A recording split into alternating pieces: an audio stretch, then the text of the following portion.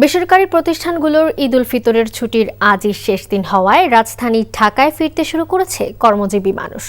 ঈদযাত্রার মতোই অনেকটা স্বাচ্ছন্দ্যে রাজধানীতে ফিরতি যাত্রায় স্বস্তি প্রকাশ করছেন গ্রামের বাড়ি যাওয়া সাধারণ মানুষ। লঞ্চ টার্মিনাল, রেলওয়ে স্টেশন আর বাস টার্মিনালে নেই চিরচেনা যাত্রীদের হুড়োহুড়ি আর উদ্বেগ উৎকণ্ঠা।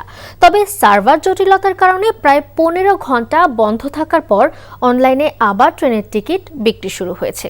বিস্তারিত ইফতেখার রেজার রিপোর্টে। বান্ডেল থাকলে প্রতি সেনমানিতে টাকা বাঁচবে। বিকাশ সেনমানি বান্ডেল কিনে জিতুন প্রতি লেনদেনে। রাজধানী সদরঘাট লঞ্চ টার্মিনালে ভোর 4টায় সাইরেন বাজিয়ে রাজধানীমুখী মানুষদের নিয়ে টার্মিনালে ভিড়ছে যাত্রীবাহী লঞ্চ। ফিরতি যাত্রা অনেকটাই স্বস্তির, এমনটাই জানিয়েছেন লঞ্চ যাত্রীরা। তবে মালপত্র আনা নেওয়ার জন্য আলাদা ভাড়া দাবি করেছে লঞ্চ কর্তৃপক্ষ। এমন অভিযোগ যাত্রীদের। যাত্রীও মোটামুটি কম ছিল, আর এভাবে কোনো হয়রানি হয়নি। সব মিলে টোটালি আলহামদুলিল্লাহ খুব ভালোভাবে আসতে পারছি। শুক্রবার একটু ভিড় থাকার কারণ থাকতে পারে, কারণ শনিবার অনেকের খোলা, আবার রবিবার, এই কারণে গাড়ির সমস্যা করে।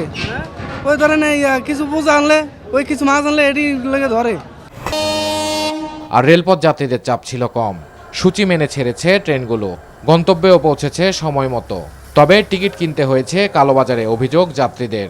টিকিটটা আসলে আমরা কোনোভাবে ম্যানেজ করতে পারিনি, কাটতে পারি নাই, আমরা ব্লক থেকে টিকিট কাটছি।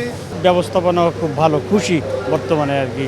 পূর্বের তুলনায় রেলের সেবা মোটামুটি এখন অনেকটা ভালো।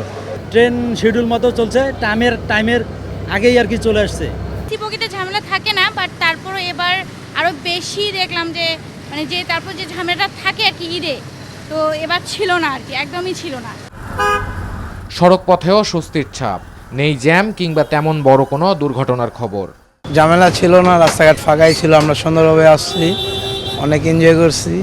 যাওয়াটা আসাটা খুবই একটা আরামদায়ক ছিল। আগামীতে ঈদ যাত্রা এবারের মতো স্বস্তিদায়ক হোক প্রতি বছর, এমন প্রত্যাশা সড়ক, রেল ও নদীপথের যাত্রীদের। Iftekhar Reza, NTV news, Dhaka. Bundle থাকলে প্রতি সেনমানিতে টাকা বাঁচবে। বিকাশ সেনমানি বান্ডেল কিনে জিতুন প্রতি লেনদেনে।